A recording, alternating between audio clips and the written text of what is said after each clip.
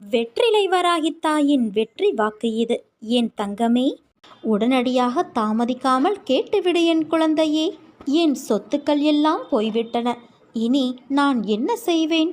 அடுத்து ஏதாவது வியாபாரம் செய்ய வேண்டுமென்றால் முதலீடு தேவைப்படும். எதை வைத்து முதலீடு செய்ய என்று கலங்குகிறாய்?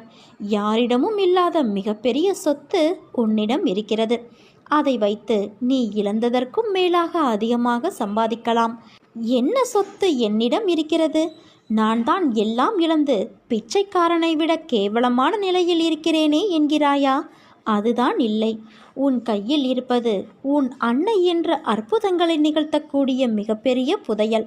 அந்த புதையலை நீ மிகவும் சரியான முறையில் கையாண்டால் உன் கஷ்டங்கள் எல்லாம் நொடிப்பொழுதில் தீர்ந்துவிடும். அதற்கு தேவை நீ என்னிடம் காட்டப்போகிற அன்பு. உன்னுடைய இன்ப காலங்களில் போற்றி சோதனை காலங்களில் தூற்றக்கூடிய அன்பாக இருக்கக்கூடாது. எப்போதும் உன் அன்பை நீ சமநிலையில் மட்டுமே காட்ட வேண்டும். அம்மா, நீதான் கதி, உன்னை தவிர வேறு கதி இல்லை என்று முழுமையான அன்பு பக்தியோடு என்னை சரணாகதியடைந்து பார். அப்படி சரணாகதியடைந்த பிறகு உனக்கு எத்தனை இடர்பாடுகள் வந்தாலும் எனக்குள் இருக்கும் அன்னை காப்பாற்றுவார், எல்லா கஷ்டங்களிலிருந்தும் என்னை விடுவிப்பார் என்ற நம்பிக்கையோடு வருவதை திடமோடு எதிர்கொள்ள வேண்டும். ஒரு முறை என் பாதங்களில் இறக்கி வைத்த உன் மனதின் குப்பைகளை திரும்பவும் முன்னுள் நீ ஏற்றிக்கொள்ளக்கூடாது.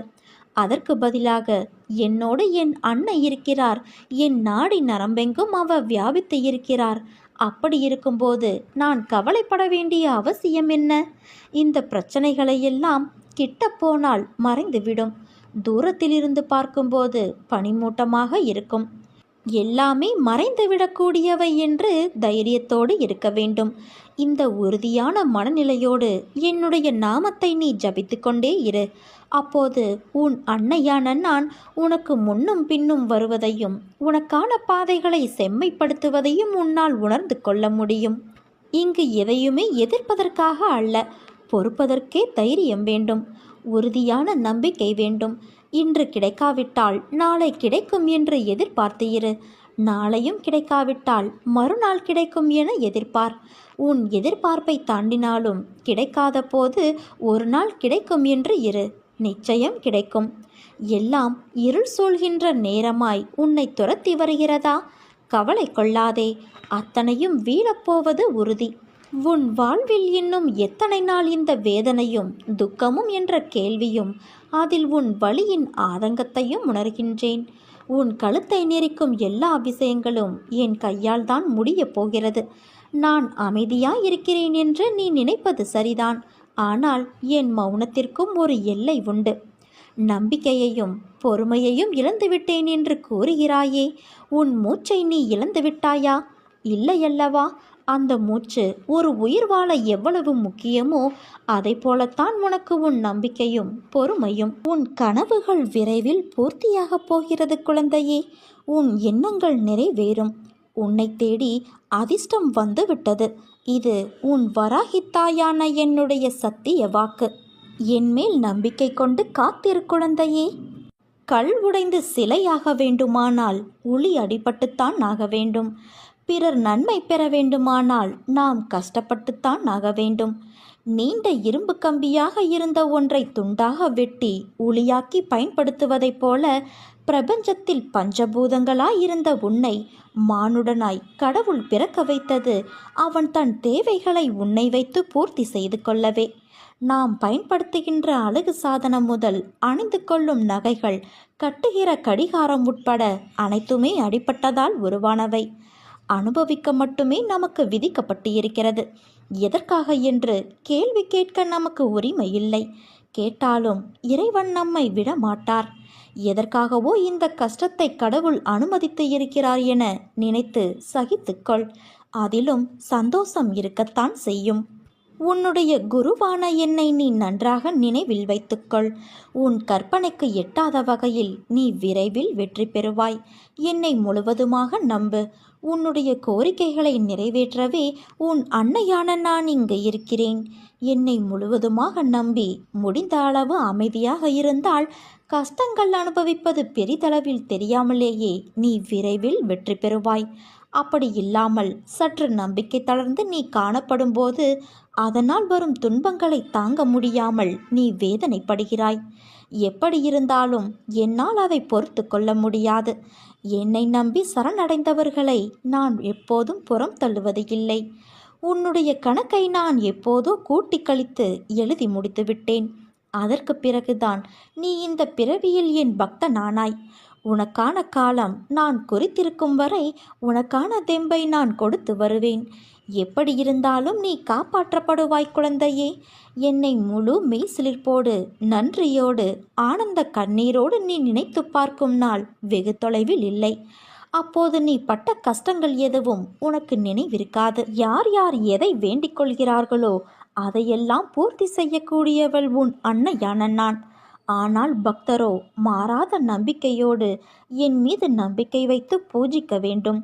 சூரியனை மறைக்க முடியாதது போல குருவின் மகிமையை ஒழிக்க முடியாது. அது 10 திசைகளிலும் தானாகவே பரவி பெருகியது. யார் சாத்விகமான குணம் உள்ளவர்களோ அவர்கள் வீடு தேடி செல்பவரான நான் அந்த வீட்டில் உள்ளவர்களுக்கு இகம் பரம் இரண்டுக்கும் தேவையான செல்வமளித்து ஆசிர்வதிப்பேன். உன் உச்சி முதல் உள்ளங்கால் வரை கவசமாக உன் அன்னையான நான் இருக்கிறேன். உன் தொழில் எதுவானாலும் உன் வேலையை என்னுடையதாக மாற்றிவிடுகிறேன். பார்வையும் பார்க்கப்படும் பொருளும் நானாக இருக்கிறேன்.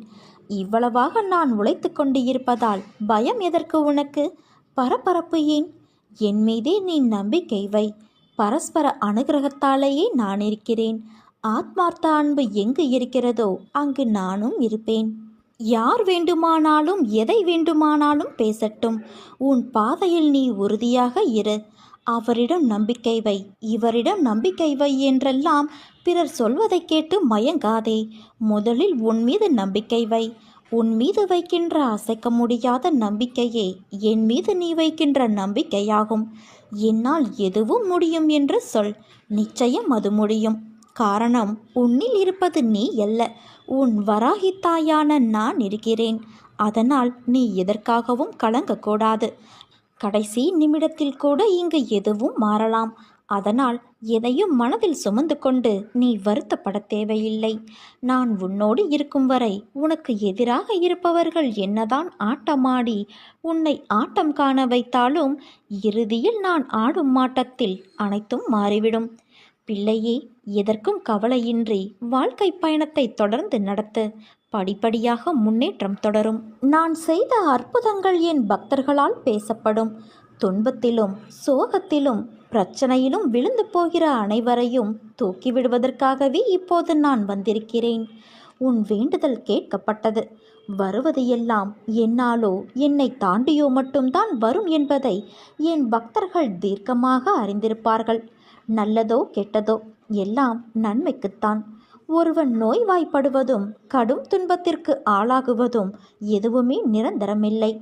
உன் விதி முடிவதற்குள் மரணமே உன்னை நெருங்கினாலும் உன் சடைமுடியை பிடித்து இழுத்து கொண்டு வருவேன். நீ எதற்காகவும் கலங்காதே. என் நாமத்தை உச்சரி. எந்த நேரத்திலும் உன்னோடு உன் அன்னையான நான் இருக்கிறேன். எல்லாம் ஒரு நாள் மாறும். ஆனால் உன் அன்னையான நான் உன்னை விட்டு ஒருபோதும் மாறமாட்டேன்.